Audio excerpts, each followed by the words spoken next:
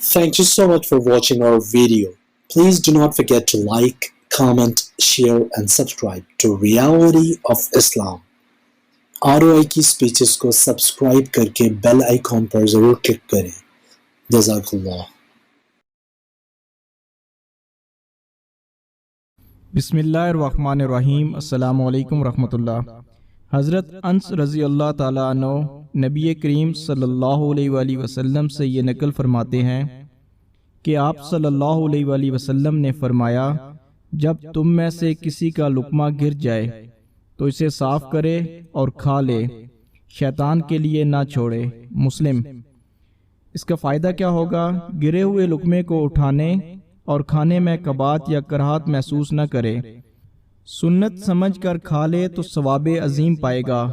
لوگوں کے کچھ کہنے یا سوچنے کی پرواہ نہ کرے، شاید کہ اسی میں برکت ہو.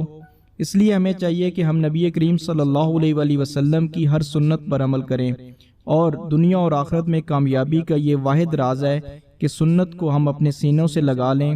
جو شخص بھی دنیا میں سنت اعمال کے اوپر عمل کرے گا وہ نہ دنیا میں ذلیل ہوگا اور نہ ہی آخرت میں. اللہ سبحانہ و تعالی ہمیں ان چیزوں کے اوپر عمل کرنے والا، سمجھنے والا بنا دے. السلام علیکم ورحمۃ اللہ. وما علینا الا البلاغ.